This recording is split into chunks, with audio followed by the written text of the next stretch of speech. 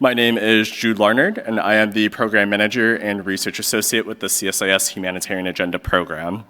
Our last conversation for the conference will focus on how sanctions create complex challenges for humanitarian, development, and peace-building actors, specifically implementing or impacting principled access to vulnerable communities. Sanctions is one of our important streams of work here at CSIS and on the Humanitarian Agenda Program, which our moderator, Kate Phillips-Brasso, who is the Vice President for Global Policy and Advocacy at Mercy Corps, took part of last year. Kate advances strategy to influence the policy and practice of global bilateral and multilateral institutions and donors, and supports Mercy Corps' team in countries of operation in the development of local policy and advocacy strategies. I'm thrilled to have her moderate this panel today, and we'll turn to her and our esteemed panelists for our final conversation discussing the impact of sanctions, mainstreaming standardized processes, and reducing compliance burdens. Handing it over to Kate.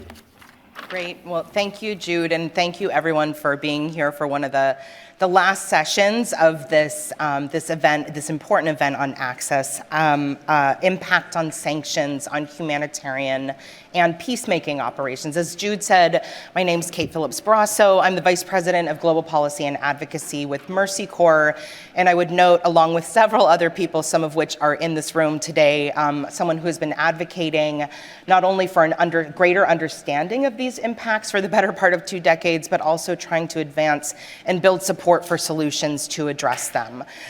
So I want to thank both CSIS's Humanitarian Agenda and the Norwegian Refugee Council for holding this event, obviously, but in particular for including this on the agenda. I think when people think about access, oftentimes we think about it as something that's being limited or constrained by parties to conflict on the ground, whether for political reasons or control reasons, but access can be curtailed just as much by things like economic sanctions and the bank de-risking and chilling of financial services that are the lifeblood of humanitarian and peacemaking programs, which can have a catastrophic effect on the ability to help populations in need. And it's really important that we're talking about this, as you'll hear from the speakers today, because sanctions have proliferated as a foreign policy and statecraft tool. And of course, they're used and levied against individuals, governments, non-state armed groups, in the very places where humanitarian need is greatest, and the very places where peacemaking programs are the most essential. So figuring out how these two things coexist and how to mitigate that sort of collateral damage that's caused by sanctions regimes on the ability to access populations in need is paramount.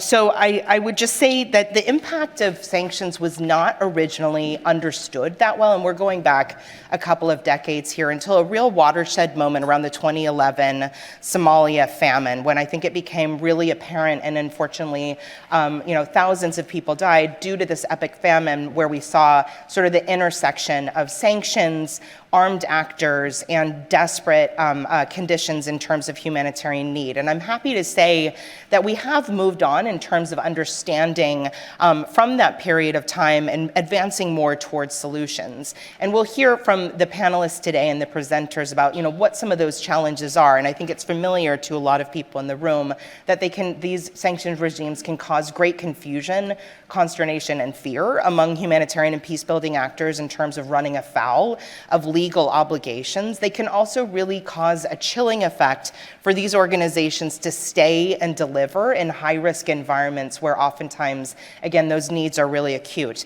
And another aspect, which I think is a tougher nut to crack, that we're going to be talking about today, is how the financial sector responds in terms of banking and financial services to these institutions and their ability to be able to do everything from pay staff to procure items and keep these programs going on the ground.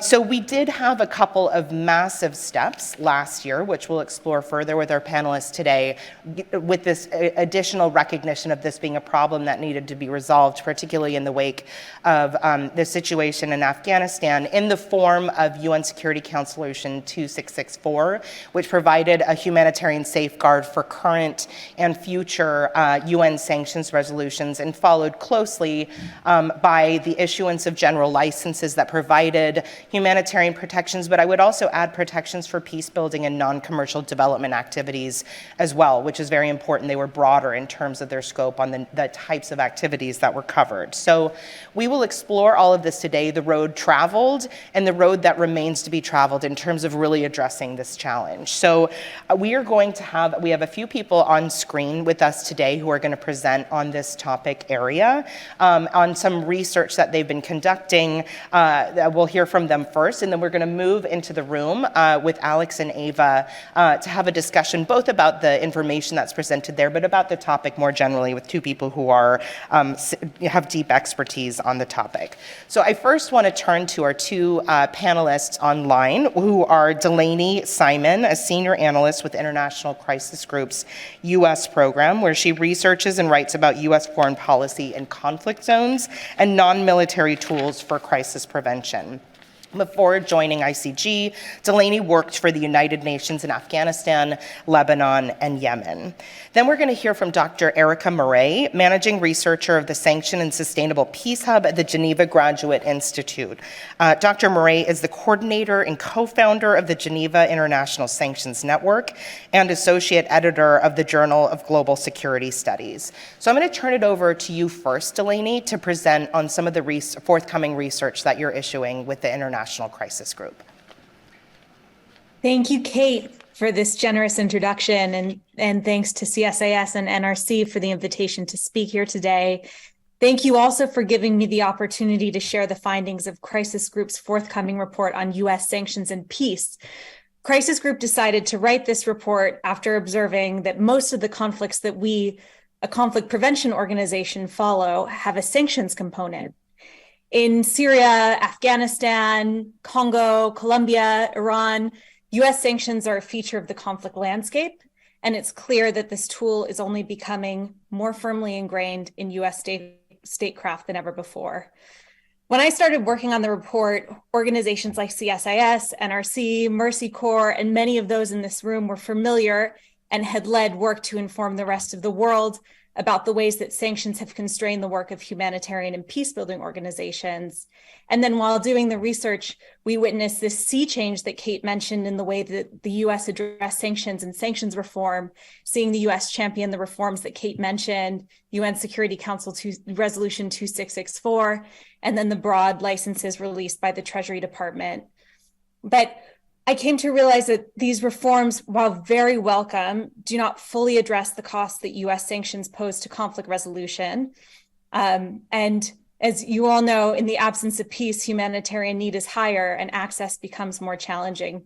So today I'll highlight some of the key problem areas that emerged in my research and that remain key costs that sanctions pose to peacemaking. So first, U.S. sanctions sometimes inhibit peace process implementation, and post-conflict recovery. One example is the peace deal between the Colombian government and what had been that country's largest rebel group, the FARC, which was sanctioned as a foreign terrorist organization for 5 years after the peace deal was signed. When I was in Colombia, former FARC told me that the sanctions made it harder for them to bank, harder for them to get access to credit or loans, to fund campaigns for the parliamentary seats that they received as a condition of the peace accord, or to take part in activities designed to make reparations to communities affected by war, such as removing landmines. As one former fighter told me, we weren't affected by sanctions in the war, but we were affected in the peace.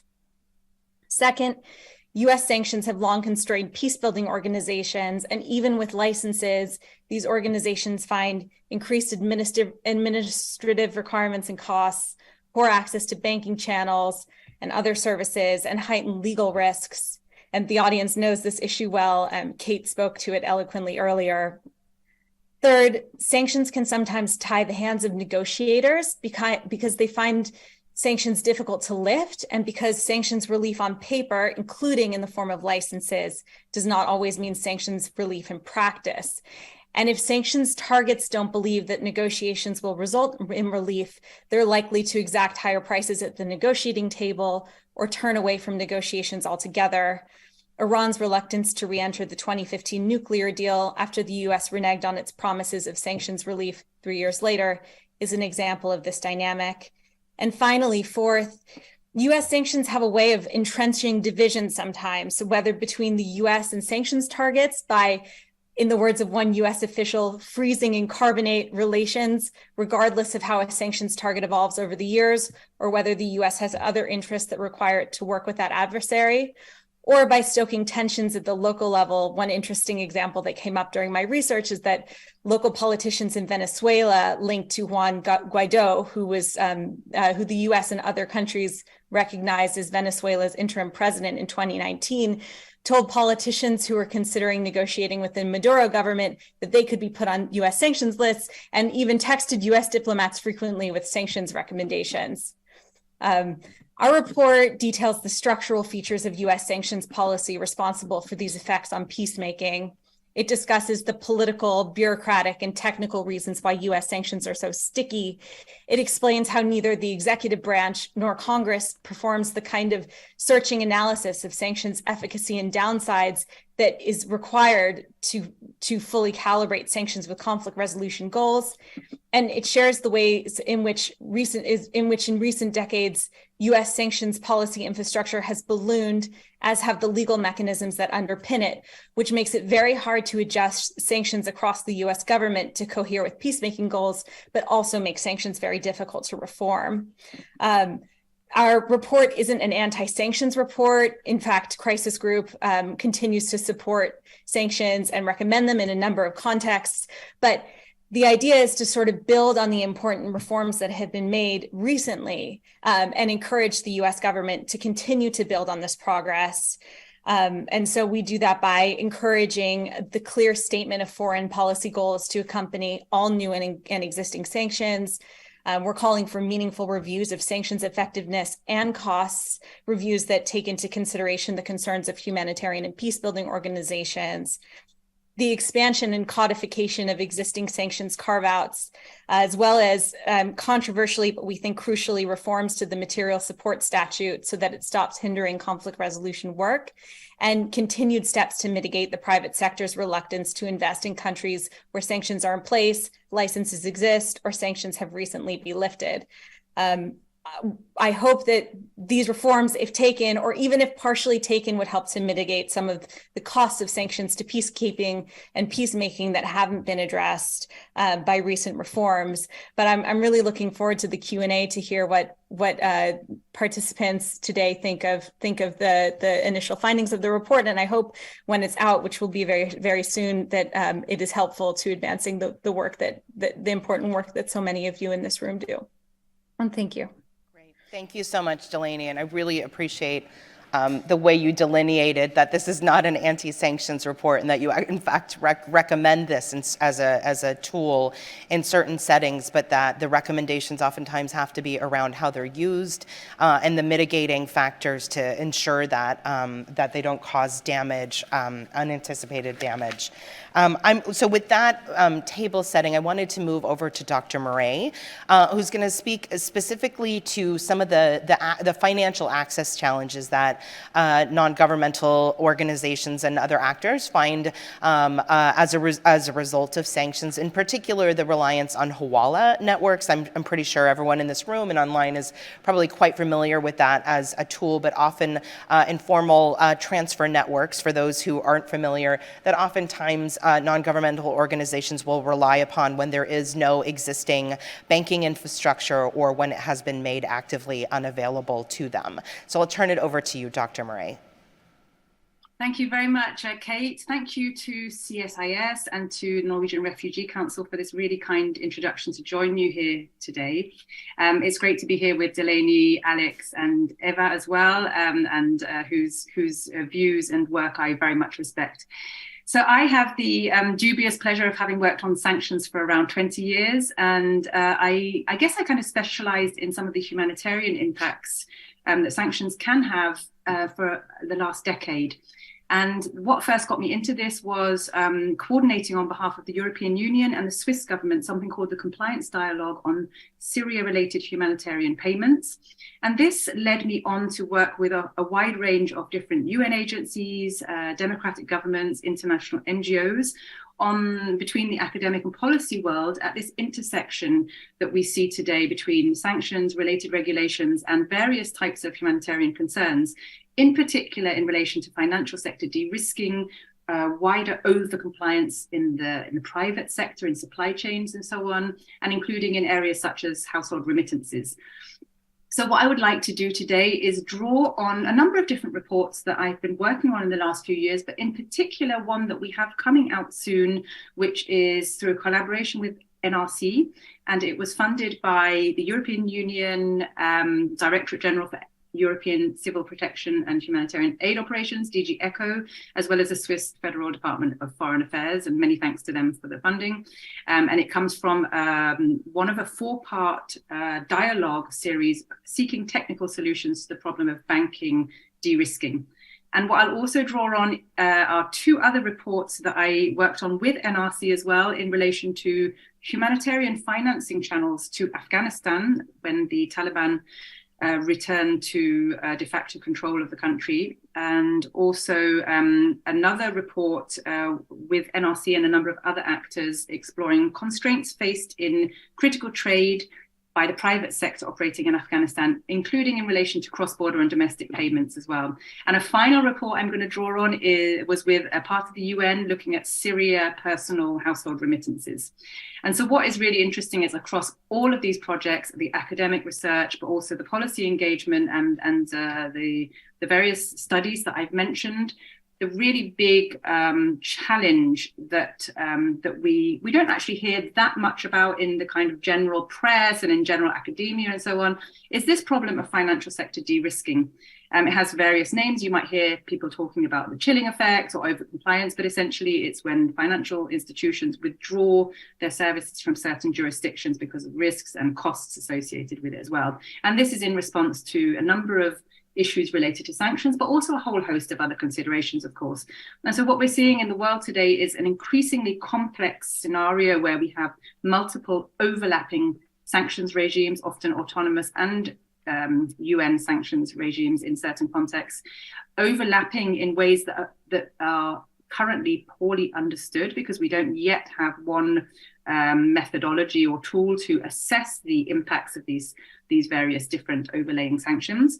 The measures are also, of course, overlaid with various other types of regulations that cause constraints to humanitarian action and to other related procurement and financing activities. And essentially, it's a problem that has been described as a global crisis by the IMF, the World Bank, the Financial Action Task Force, the G20, and others. And in spite of the best efforts of policymakers, and I know firsthand that there are some very serious, hardworking initiatives that have been going on for many years to try and find solutions to some of these problems, that are composed of various different sectors, governments, including donors, regulators, banks, NGOs, and so on. In spite of this, the problem continues to get worse. And so what we see today are certain countries around the world that now have become financially excluded, either partially or fully, from the international financial sector or system. We see some countries like DPRK, North Korea, where there are pretty much no ways of executing transactions into the country, and there are others like Syria where it's an enormous challenge, and the main way of getting cash in is through cross-border bulk cash transfers, carrying cash in suitcases, or the use of hawala. So what I would like to do is focus in a little bit on hawala here. For those of you who are probably very familiar with it, others maybe less so. But the thing we need that it's useful to keep in mind here is that it's probably going to become more of a prominent feature of humanitarian financing as we move forward, when the problem of financial de-risking continues. So what we know through various studies is that NGOs, international organizations, including various different parts of the UN, and private sector actors across the full supply chains of essential goods and other trade, as well as individuals, diaspora groups, and so on, seeking to send household or personal remittances. All of these various types of cross-border and often domestic financial transfers are increasingly forced to make use of payment channels sitting outside the international financial system, informal value transfer systems such as Hawala in light of the absence of more formal fund transfer options. And we see this happening in quite a wide range of what could be deemed high-risk jurisdictions, often those countries under sanctions and counterterrorism regulations. Some of the most prominent examples include Syria and Afghanistan, as I've mentioned already. What we found through these various studies is that many, if not most, NGOs have been making use of Hawala as a legitimate tool of last resort in the absence of viable alternatives as part of humanitarian operations in recent years. And there are, of course, various concerns around the use of Hawala in terms of diversion, its use by armed groups, designated terrorist organizations, by criminal organizations, and so on. And so this is very much a feature in the thinking of governments and banks and so on, how to work around this scenario in which NGOs are forced to use Hawala because they cannot make use of banking systems either at all or to relevant levels of scale and sustainability. And I can give the example of Afghanistan, not necessarily just because of sanctions, of course, but because of a whole host of reasons that we all know about when the Taliban resumed control. We saw a scenario in which NGOs at first weren't able to access many, if any, banking channels in the early weeks. And the use of Hawala went up. And in the case of Afghanistan, Hawala use has been a feature for over 20 years, but it became the dominant form of fund transfers. But it faced various challenges in terms of sustainability, scale, cost, and so on. What we know is that certain actors in the financial and humanitarian sectors have developed a mounting body of expertise and experience on the use of Hawala and other related systems in a way that can be deemed to be safe and compliant by banks and donors. And this includes the emergence of a number of specialist platforms such as the Manacard to serve this purpose. In some countries, Hawala has not only represented the principal means of financing for many centuries, of course, but it also enjoys a long history of use by humanitarian organizations for cash distribution to target beneficiaries. In other contexts, new relationships and new types of mechanisms have been developed to meet evolving needs. In parallel, donor governments and regulators that we consulted through these consultations widely acknowledged that humanitarian actors frequently have no other payment channels available to them when remitting funds to certain countries.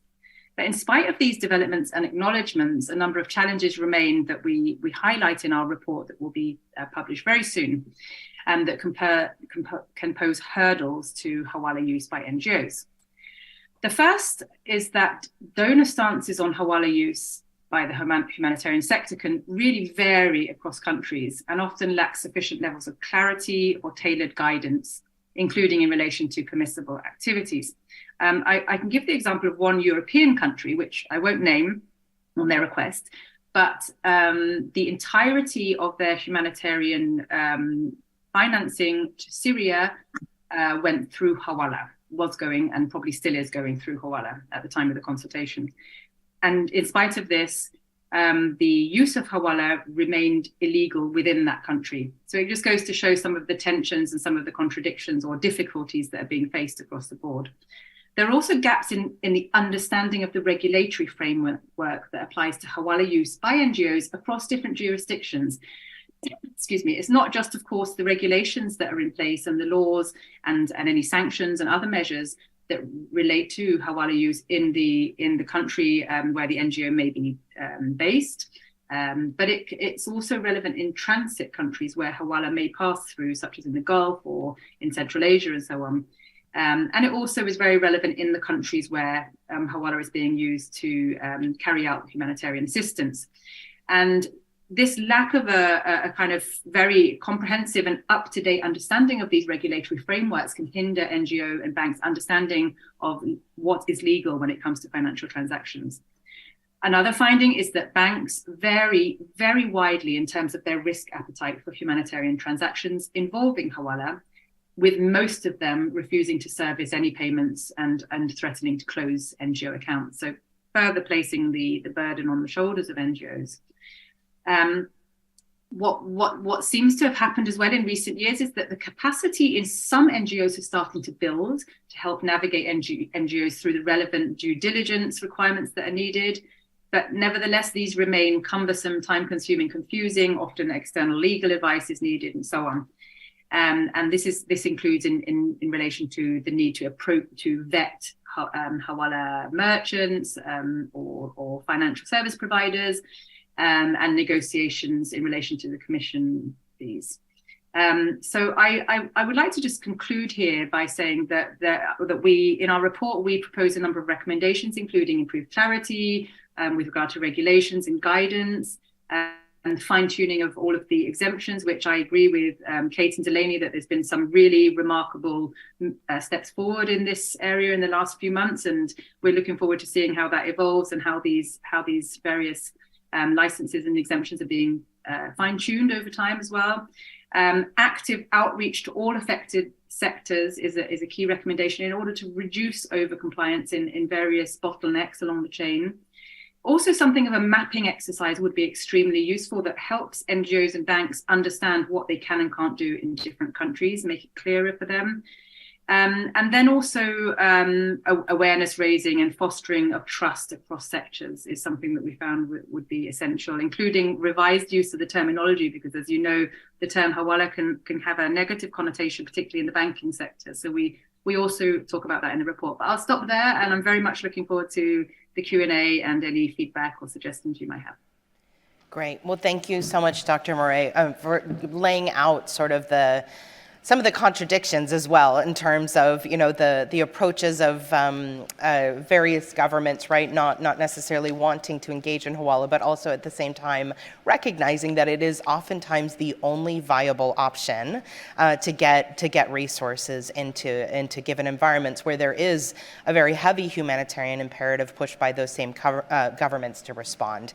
So we have a lot to think about. There's a lot of meaty pre-recommendations there. We really look forward to the research that you're both releasing. But I wanted to turn in the room now to two sort of discussants that we have here with us today who have deep expertise on this topic area. We've got Alex Zerdin, who's the CEO and founder of Capital Peak Strategies, a fintech, digital asset, and emerging technologies advisory firm. Alex has worked across the U.S. government in various capacities, including at the Department of the Treasury, White House National Economic Council, House of Representatives and Senate, and from 2018 to 2019 led the Treasury Department's office in the U.S. Embassy in Kabul. And then we have also Ava D'Ambrosio with the U.S. Mission to the United Nations. Ava is currently a Colum Davis Fellow at Columbia School of International and Public Affairs, otherwise known as SIPA, where she's leading a seminar on sanctions and humanitarian assistance currently. So she's a Foreign Service Officer at the Department of State and has worked in the U.S. embassies in India, Turkey, and the UAE. She's also been involved during her time at the U.S. UN on UN Security Council negotiations on sanctions related to ISIS, Al-Qaeda, the Taliban, Somalia, Yemen, and Iran, and notably was really involved, very, very central in the humanitarian exemption that was secured in the Afghanistan sanctions in the fall of 2021 after the Taliban took over. So I'd like to turn to both of you, recognizing, you've listened to these presentations, you have had a lot of active experience on these topics. Just sort of on the evolution of sanctions as a statecraft tool, do you think as this has proliferated as a foreign policy approach, there is greater understanding both within the US government and within the financial sector on the collateral challenges that we're facing here? And recognizing that, and I think I'm sort of answering that first question, that there were a couple of major steps taken within the last year, really notable steps up at the UN and here with the US government. Do you think that's enough to actually resolve these challenges? And if not, what more do you think needs to happen to truly unlock access and make this a challenge that is not insurmountable given the proliferation of humanitarian needs and instability around the world? So I'm actually going to turn to Ava first for her reaction on those questions and what we've heard here so far. Thank you so much, and it's really a pleasure to be here and to be speaking with these esteemed panelists. I am required to say first off the bat that what I say does not necessarily reflect the views of the US government, so this is me speaking in my personal capacity. But yeah, I think the good news, like you said, is that the US government is finally starting to get it. And I think that credit for that development really goes to the humanitarian community and to organizations like the Norwegian Refugee Council and Interaction and ICRC and these other groups that have engaged in sustained advocacy over the last 20 years. So I hope everyone's kind of patting themselves on the back. The bad news, though, is I think even though there have been these landmark changes in the regulatory framework, both at the UN and domestically here with the general licenses, I think naively maybe we in the US government that were tracking these developments had this sense that this would kind of open the floodgates and that this would unstick a lot of the transactions and challenges that humanitarians were facing. And so far, unfortunately, that is not what we have seen, and it's becoming clear to me and to others that follow this issue that there's a lot more work that needs to be done. And I think a lot of the challenges lie in the financial sector in particular. I think, post 9/11, I think a lot of banks are still in kind of a post-11 mindset of, you have to be as strict as humanly possible. It's better to deny a transaction than to take any risk whatsoever that a single dime could go to anyone bad. And I think now we need to be advocating more for a nuanced approach that, that doesn't just reflexively consider NGOs to be high risk. So I think for the US government part, I hope that the US government can really sustain this kind of communication, not just with NGOs, but also with the financial sector in particular, to just continue to remind them of the existence of the humanitarian general licenses.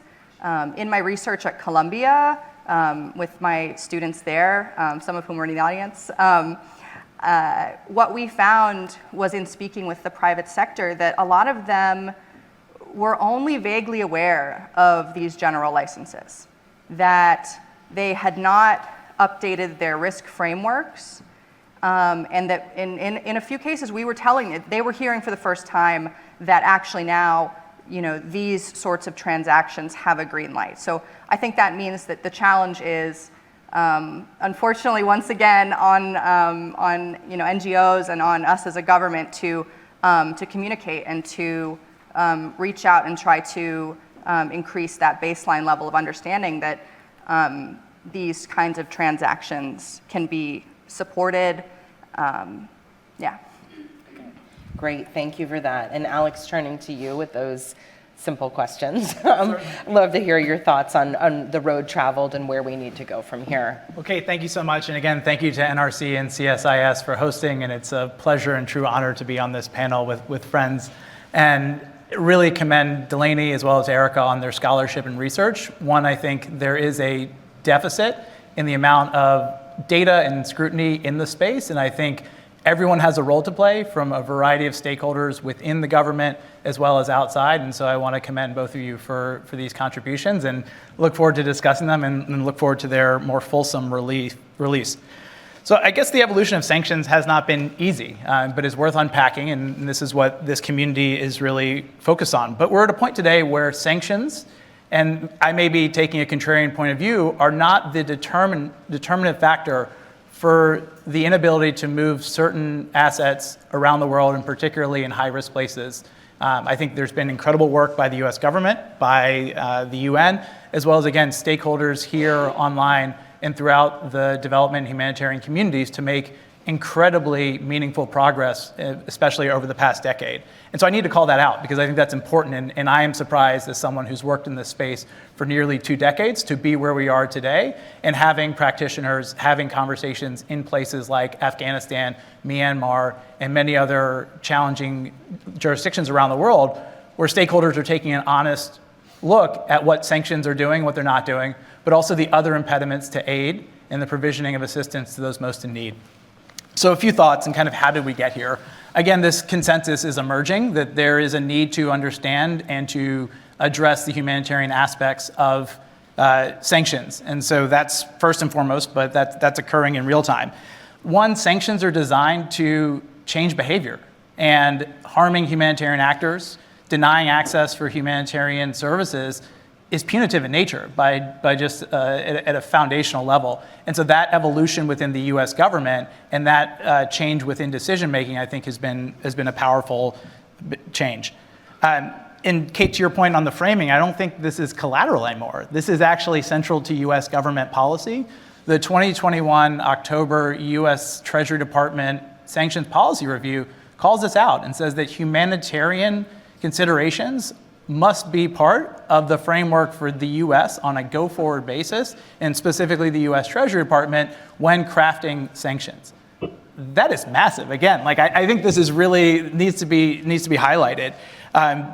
Within that, there's also exemptions and licenses that can be deployed, and they're being deployed to greater effect. But on the front end, it is being baked in, and it's no longer collateral. It is central to U.S.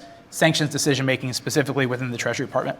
And then U.S. Treasury is dedicating more resources to it. I think that's also just a point of factual agreement that the Treasury is, they've hired a chief economist to look at those issues that Delaney described about the costs and consequences and the economic costs and consequences of sanctions, and to take a more robust, data-driven approach to doing that.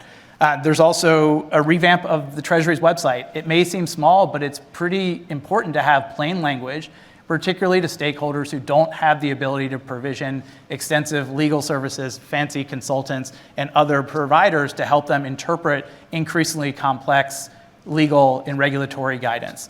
And then Treasury has done a lot on fact sheets. I mean, again, plain language, putting forward consolidated information so that stakeholders are not having to run around a website, having to hire expensive counsel or other services to understand what it is and what the rules are of the road to engage in permitted activities. And then specific targeted work within the community. So there was 2014 guidance that was promulgated that was updated in 2023 to the nonprofit and NGO sectors. And there's been, obviously, with the 2664 and the changes to the general licenses by Treasury, increased attention to that. The last part, I think, is a focus on multilateral and multi-stakeholder engagement on sanctions. This is proof of it, this conference right here. The trilateral work and trilateral dialogues among the humanitarian community, financial institutions, and government is critical. That's occurring at the US level. That's occurring in other bilateral fora within different countries. And there needs to be more of that also at the multilateral level. And I know several of our panelists have been deeply involved with that, as well as others here. But more can be done. And so a couple of thoughts on that just to wrap up my overview. Treasury can be increasing their resources and staffing. This is a congressional issue as well. Treasury is understaffed across a number of workflows on AML-CFT, on sanctions and other national security priorities, and that's something that starts with Congress. As my colleague at the Center for New American Security, Jason Bartlett, wrote last year, there's also a need for dedicated resources specifically on humanitarian issues. And so whether that is dedicated staffing, whether that is creating new organizational structures within Treasury or other reforms or other changes, I think there's definitely still space within the Treasury orbit to resource that. And then I think solidifying the sanctions policy review. This is non-binding guidance. Again, kudos and credit to the Biden administration, Secretary Yellen, Deputy Secretary Adeyemo, and others. But this could change within this administration. This could change with the future administration. And so ways to codify this as not just guidance, but under law or other authorities would be a step to ensure that these humanitarian aspects are front and center in sanctions development. And then I think we have a major challenge with interagency coordination. Delaney discussed the role of the FARC as an FTO. That's a State Department authority. It's sanctioned in nature, but while organizations and entities can often be dual sanctioned by the Treasury and State Departments, there is a panoply of different authorities and designations, and there needs to be greater coordination and consolidation within the State Department, Treasury, Commerce, and other elements of just within the US government to make it clearer to humanitarian stakeholders of what authorities, where do those authorities emanate from, and then what are the capabilities, exemptions, licenses, and other other information that is relevant to operate in these very non-permissive environments. So those are just some initial thoughts, and again, thank you for having me. No, great. And I'm going to dig in with a couple more, targeted questions, particularly for those in the room, but then we'll open up to the floor. So do start thinking about your questions now so we can make most use of the time. I guess, this has been sort of a monumental year, and it goes back even further than that, as you know, Alex, with the sanctions review. It's clearly been very much on this administration's mind how to address this challenge and not make these things collateral, but actually part of the calculus on using sanctions as a tool in statecraft. And Eva, I wanted to ask you again, in your personal capacity, non-U.S. government hat, what is it? This was no easy feat, right? I didn't mention in my opening remarks that not only was that UN Security Council resolution passed, but it was led by the United States and Ireland together. And I think it almost felt surreal, again, as an advocate, like many in the room here who have run around in Washington for years, to see the U.S. government really leaning in and not just addressing its own programs, but also really taking that leadership at the multilateral level. So just wanted to query a bit in terms of, why now? What was it really that inspired this move? Because as noted by, I think, almost every panelist here, that that we've all been working on this challenge for quite some time. The challenges, while still maybe not appreciated in their gravity, magnitude, and scope, are quite widely understood at this point. But what was it that really inspired the administration to take this on, not only with expanded general licenses, but of course leading within the multilateral circles at the UN to try to pass the resolution and secure these humanitarian safeguards? Absolutely. First and foremost, I want to say just once more that the sustained advocacy from organizations like those in the room really contributed a lot to raising the understanding within the U.S. government of the challenges that so many in the humanitarian community were facing. So, credit where credit is due. That was a huge part of it. I think that as the U.S. government was becoming more aware of those challenges, I think a change in administration had some impact, and then I think the really critical tipping point was the U.S. withdrawal from Afghanistan. Because when we withdrew from Afghanistan, we had there were so many problems, that it caused, and I think we all saw it unfold. But one of the myriad of problems that it caused was that now 19 of the, new kind of de facto cabinet leaders were UN sanctioned.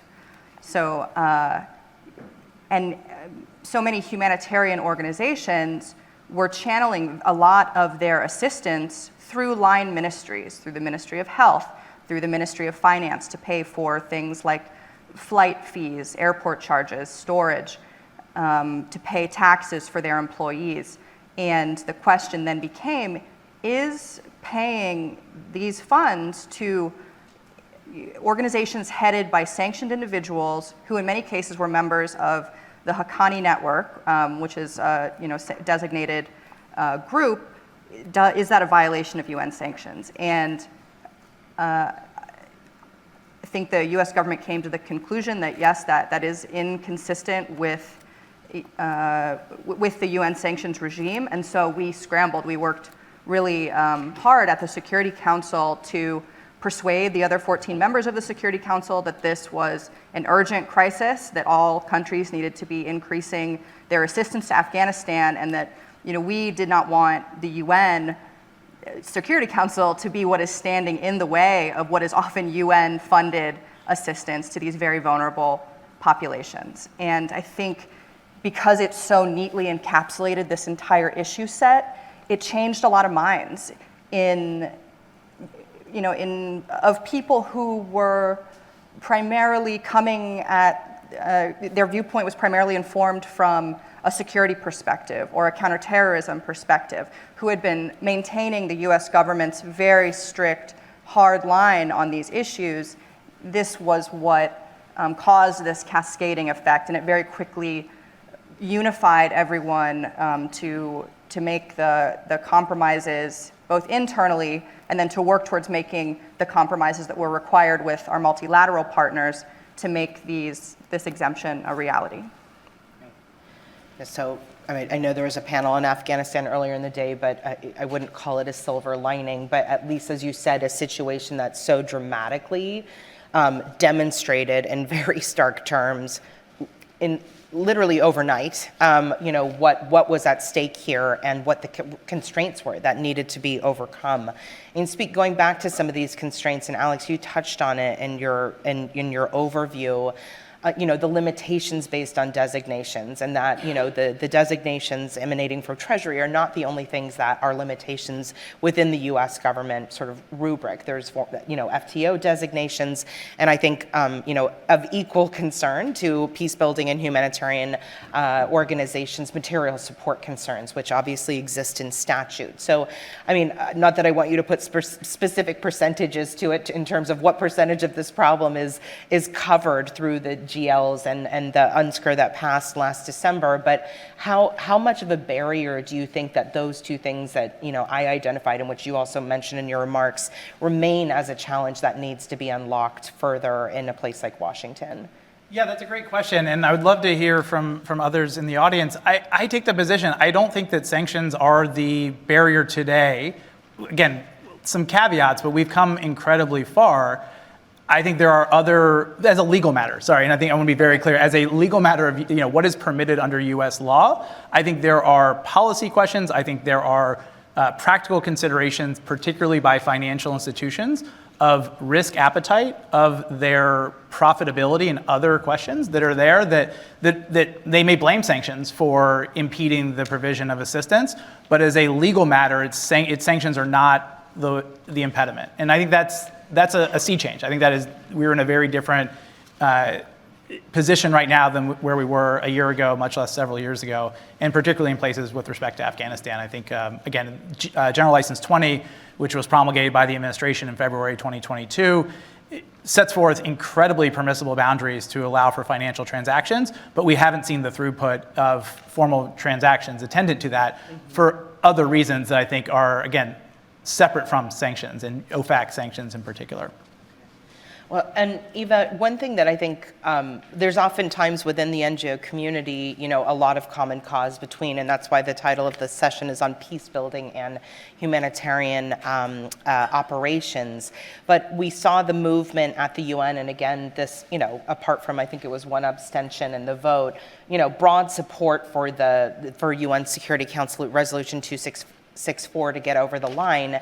But I think that within the community, it was recognized that it only covered humanitarian action, right?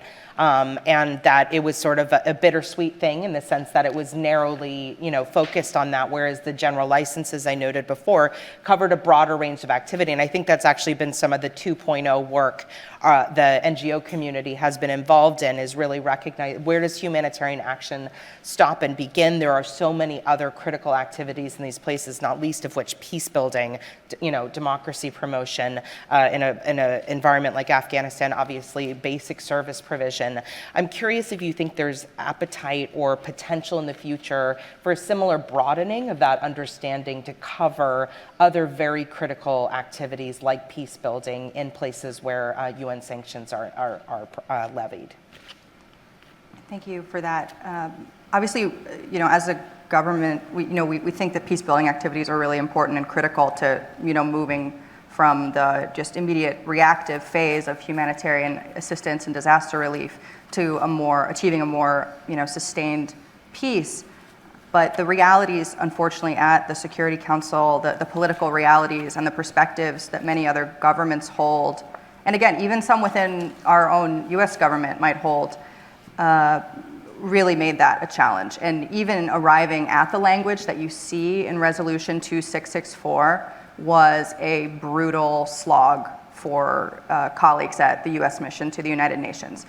Even countries that you might think of as, traditionally very supportive of humanitarian assistance were very reluctant to support this resolution. It required going to the highest levels of government to try to persuade, because so many governments are cognizant of the fact that one person's NGO might be another person's vehicle for terror finance. And so there is incredible reluctance by many governments, especially those that put security concerns so center to their thinking, that they viewed this shift as potentially opening the floodgates to malign actors who could then freely transfer funds around the world. So we had to do a lot of lifting and a lot of playing with the language. And I encourage you to open up Resolution 2664 because it is dense. I think the language is a little bit tortured, as is kind of becoming the norm at the Security Council because these discussions are so contentious. And we had to make a lot of difficult compromises. I think peace building is one of the things that was lost in that compromise, although we did manage to get what we thought we hoped would be usefully vague language around basic human needs. But we definitely had to make difficult compromises. And even so, we really wanted this resolution to be unanimous, to show the international community that the Security Council, was thinking, with one common purpose on this topic, and we weren't able to achieve that. So it's a difficult problem. Well, I'm going to combine two last questions, and anyone's welcome to comment on them, but I'm going to direct them at Alex and Dr. Murray. On the financial services community, right? I think we all noted that is really a hill that we're still climbing. I know this is, and it's a tough one, right? There's as was mentioned before, that despite treasuries, I feel like very vocal pronouncements and even active outreach sometimes, and better fact sheets, all the things, that there's still a lack of awareness in the financial services community. And let's be honest, from my perspective, I think sometimes lack of incentives for them to bank. At the end of the day, these are private sector actors. They take on their own risk-reward calculus. They cannot be forced to provide financial services. And I think that's really tough, right? Because you can only have so much dialogue, but ultimately that calculus is an internal one. So the first part of my question is, what do you think it would take to assure financial institutions, beyond what has already happened, which has been a step change, that it is okay to provide services to organizations working in these environments, that there is coverage?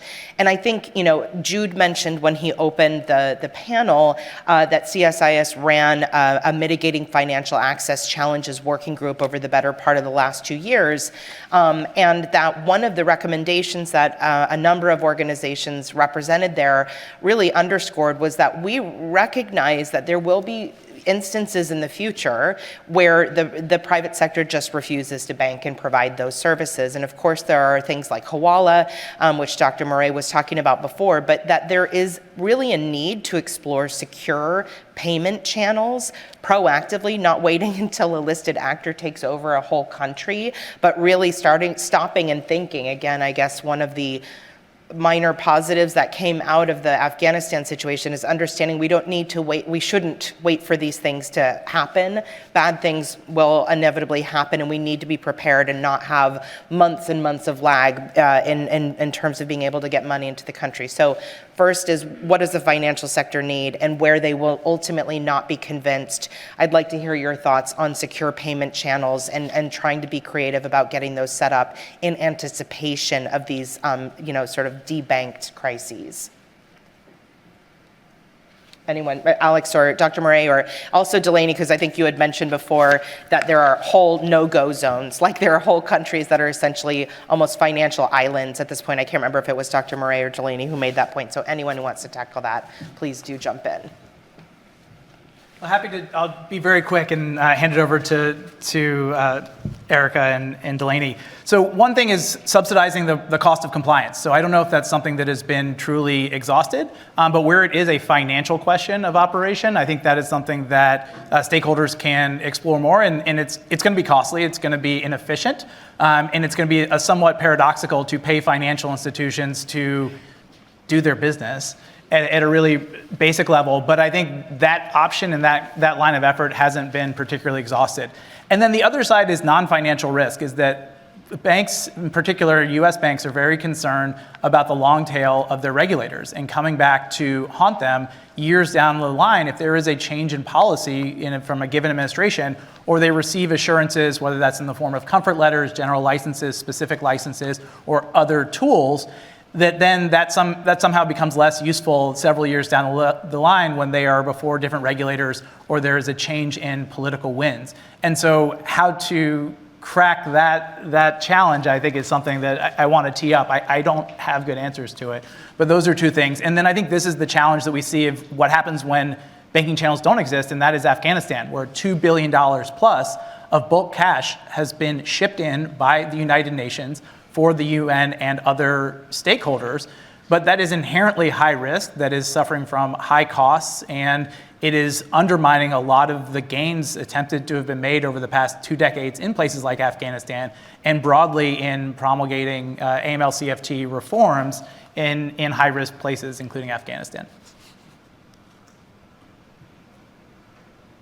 Shall I go next? Thank you very much for the excellent question. So this, funnily enough, was the outcome of our first workshop in the series that I mentioned already, supported by NRC and funded by the EU and Swiss.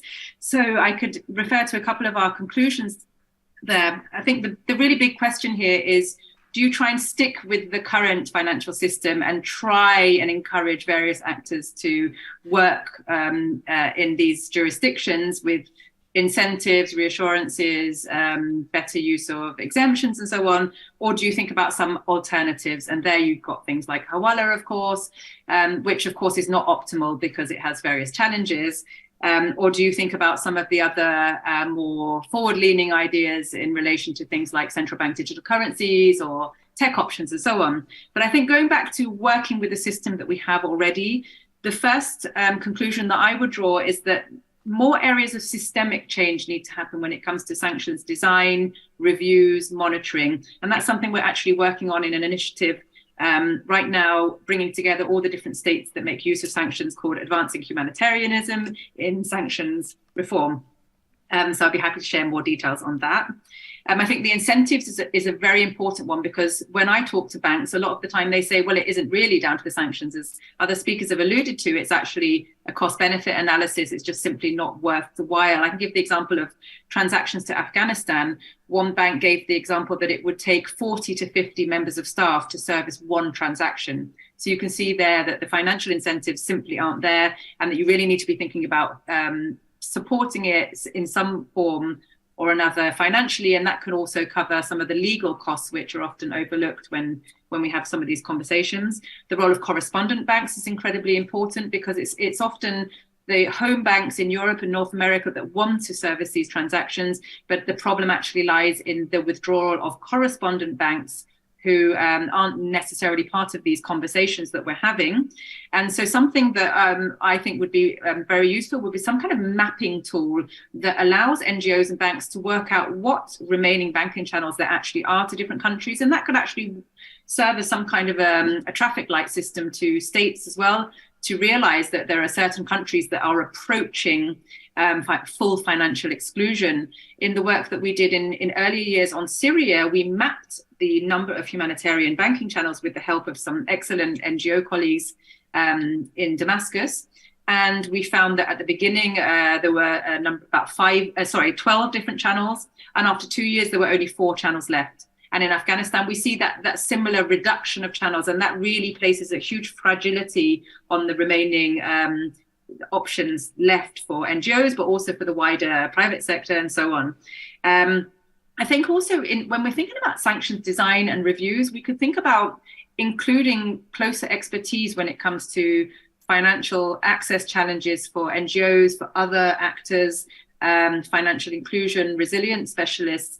That would be quite helpful, I think, and particularly with hand in hand with that kind of mapping tool. If we could create something like that, I think it would be very worthwhile. And that's something we're working on at the moment with NRC exploring such an idea. And then the final category, I would say, is to think about supporting niche banks, such as development banks, making use of some states have used their embassies to try and transfer funds. The UN has made use of its banking facilities at certain times. And there are also a number of niche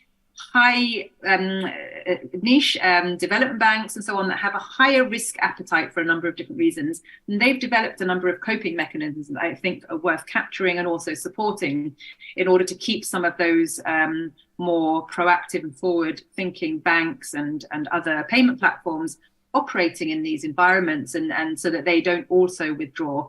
And that is more for emergency settings, and it's not a sustainable solution. But again, I think it's a really important piece of the puzzle when we're thinking that an increasing number of countries around the world are becoming fully or partially financially excluded now. Okay, well, I recognize that we only have about 6 minutes left. And everybody here has been really patient. I'm hoping, though, that there are maybe 2 questions I can take together before we close out the panel. There's someone circulating with a microphone. Please don't be shy. I see Melody with NRC right there. We'll start with you and then maybe take one other question before we close. Okay. Hi, Melody, NRC, as announced. Thank you so much. This has been really fascinating and really helpful. I guess my question is just kind of a finer point on the last one that Kate asked about financial institutions. In the multi-stakeholder dialogues that we've been a part of here in the US, it's really hard to engage them, and we struggle to kind of find leverage or where we can get them more engaged, particularly intermediary banks. I know in the UK we have sort of a one bank hero as a part of that multi-stakeholder dialogue. I'm wondering if that's feasible here, or if you have any thoughts on the success of multi-stakeholder dialogues in Europe and how we could replicate that here, or what possible type of leverage we could have with financial institutions, because that still remains sort of a black box for us. Thanks. Was there another question? Katie? Striffolino with Interaction. Just announce people as they're standing up. So. We're amongst friends here. So thanks a lot, everyone. It's good to see a lot of friendly faces on this panel. One point that hasn't been referenced yet that I just wanted to kind of throw out there and hear some feedback on is the unique situation that local and national organizations and kind of the specific limitations and the challenges that they have as it relates to financial access. You know, we're talking about, you know, kind of the big boys and girls who have a lot of infrastructure, who have HQs, you know, who have access to multiple banking opportunities in multiple jurisdictions, whereas local and national NGOs particularly do not. And so I'm wondering if some of the panelists would be able to comment on how do we ensure inclusivity as it relates to local and national organizations being able to access the same opportunities that bigger INGOs and the UN system have access to. So thanks. Great, thank you, and an excellent point. I'm glad that you raised it, Katie. So that is thrown open to all 4 of our panelists here. We have about 5 minutes to take one or both of those questions on. Anyone want to step forward and take a stab? I can come in on Katie's great question. It's really a problem that I agree with you, Katie, doesn't get the right amount of attention. I've seen it a lot. I think one of the biggest challenges in this regard is that the sort of challenges around sanctions have become so complex, and the environment is so complex. And I think this ties into what Alex and Erica were talking about earlier in terms of subsidizing the cost of compliance and looking into sort of other banking mechanisms. But I think a sort of important takeaway for us all to think about is, you know, as these sanctions regimes proliferate, and as licenses proliferate as well. So we see, you know, much more attention to sort of mitigating their costs.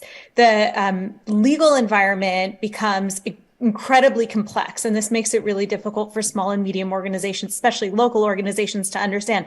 I mean, it's sort of a crazy proposition to think that a local NGO based in Syria will have the resources to understand U.S. sanctions law. So I think something that can be done is a recommendation that Erica mentioned and that the other panelists referred to as well is just sort of an increased clarity on sanctions regulations, increased outreach, not just to the big organizations like many of those who are in this room, but sort of very clear descriptions of both sanctions regimes and the licenses and what activities are permitted. I think the recent FAQs that were released in the aftermath of the Syria earthquake were a good example, but I think the US government can go further to increasing clarity, but also to think more deeply about, as these regimes become more complex, including with licenses, they will just by nature be harder to untangle. And so maybe sort of a little more navel gazing into why this is and what can be done about it is in order. Eva, I think you were coming. Did you want to go? Sure. I just wanted to say that I definitely hear what you're saying. We, in our research at Columbia, found the same thing, that banks are still a bit hazy on this whole humanitarian thing and are just generally very reluctant. And so I think that's a challenge for organizations and then also for our government to communicate, what we've allowed, what is now totally permissible. And I think, maybe an angle, something that's crossed my mind is if we could frame these conversations in terms of corporate social responsibility, like that banks have, just kind of like a human responsibility to try to help these kinds of transactions move forward. I think that's one, maybe just a way you can frame the conversation. I think it's really useful if you try to have these conversations at a high level. And then I would hope that maybe some of the larger organizations that are very well resourced to be able to approach banks at a high level might be careful to hold the door open behind them for smaller organizations as well, to reassure banks that it isn't just the household names that are now permissible, and more easy to work with, but NGOs across the board. Okay, well, I realize unless Alex or Dr. Murray wanted to come in on those final 2 points. Okay. A very quick one, if I may. I think they're all excellent points from Katie and Melody on the floor and Eva and Delaney.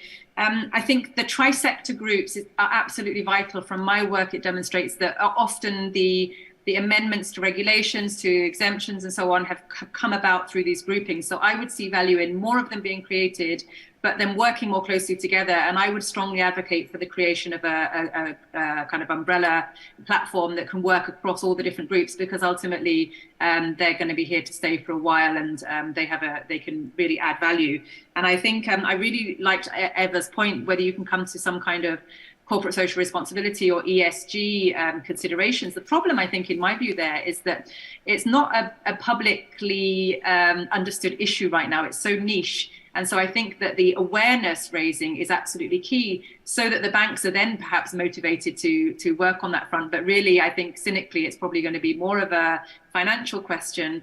And again, coming back to our report, we did look into the creation of banks and the fostering of similar types of models as the one one of you just discussed in terms of the UK bank that has a higher risk appetite than some. But thank you again. I'll hand back to you, Kate. Okay, great. Well, then I'll probably close there. I mean, just with one observation on the corporate social responsibility point. I mean, not to reveal private conversations, but one financial institution that was participating in the mitigating financial access risks working group actually had referred to their attempts to get resources transferred to organizations working in Afghanistan purely as a labor of love, because they felt obligated and very torn by it.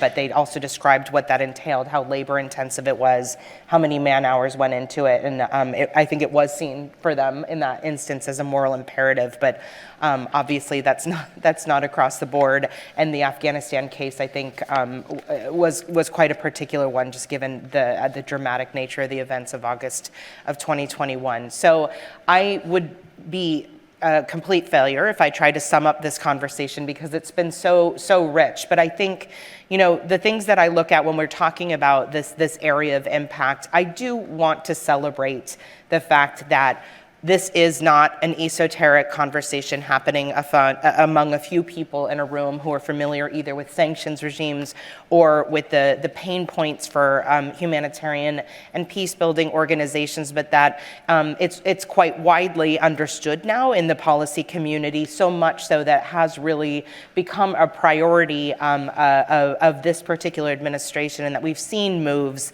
like we did with the UNSCR last year and the general licenses. But I also, in that celebration, do not want to just spike the football and walk away, because I think we all know, I think the term that Delaney used was the stickiness of it all, right? And to your point, Alex, about maybe sanctions aren't really, always the issue at hand here, that we have a lot left to unpack on material support, designations, and then this last bit that we talked about, which I think is among the trickiest and most vexing parts of the problem, is how to work with private sector actors to make sure that those channels are open, safe, and that actually financial service access does not become the primary access challenge of humanitarian NGOs, which I think unbelievably people would not have thought of, but is oftentimes one of the top concerns of humanitarian actors in these environments. So I want to thank our panelists, for those online, Dr. Murray and Delaney, Simon and Alex and Eva here with me in the room for such a rich conversation. We look forward to seeing those reports when they come out, and encourage everybody to stick around for the reception afterwards if you have further questions, but I'll turn it back over to Jude. Please join me in giving a round of applause to Kate and our panelists. Thank you so much. So at the start of this conference, Sarah Charles and Jan Eglund provided remarks on how to lead and advance humanitarian action to create greater access to vulnerable communities, discussing the importance of holding on to humanitarian principles while simultaneously adapting to new circumstances and concurrent challenges to retain the access that we do have. And throughout this conference, we learned from our panelists what it means to sustain, maintain, and grow access. On day one, panelists discussed the permissive and restrictive nature of policy and how it influences the administration of assistance, often battling with the deterioration of access in some of the most challenging contexts. One important takeaway was that aid should never be a leveraging mechanism. Yet there is no situation in our current reality where aid is not being politicized. Stakeholders and actors must change their perspective on aid, considering that aid must not be politicized in order to be truly effective. And day two brought the perspective of practice.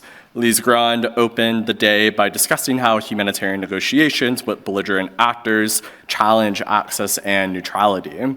She spoke to the change in the balance of global power, and the humanitarian community should welcome new perspectives on how humanitarian principles are shaped and defined. And for too long, the international community has not prioritized local leadership in response and recovery efforts, overlooking that local actors are often the first responders and have the most access. The international and humanitarian community should grow their commitment to localization reforms, continue work advancing initiatives, decolonizing aid, and reconciling global inequalities for the sake of sustaining relationships with vulnerable communities and other actors, especially women, girls, and sexual gender minorities. We learned about the gender imperative. Women and girls are the most affected by compounding crises in hard-to-reach areas, and intensifying conditions are now threatening more of their lives, leaving them dependent on humanitarian assistance, although hindered by circumstances in receiving it. There is hope in overcoming access challenges. The humanitarian community can and should engage with traditional and non-traditional partners, including the private sector, philanthropic organizations, and local NGOs, to meet the challenge of growing needs and plateauing funding. The international community is and should continue to intervene in addressing political, economic, and humanitarian crises. But to do this, we require greater and deeper understanding at all levels. The United States and international organizations must continue to reassess their strategies and engagements, considering the recent steps in standardizing processes, reducing compliance burdens, and adopting humanitarian exemptions. Continued engagement is imperative among other modalities for the delivery of humanitarian assistance and sustaining access in places like Afghanistan, the Sahel, and beyond. I'd like to thank the Norwegian Refugee Council for their partnership and USAID's Bureau for Humanitarian Assistance for their support. A tremendous thank you to NRC's Melody Knight, Dobby Brown, and Yasmin Eubanks, and CSIS's Jacob Kurtzer, Mackenzie Burke, the streaming and broadcasting team, AV, conferencing, reception, web team, who made this conference possible and helped it come to fruition. Until next time, thank you.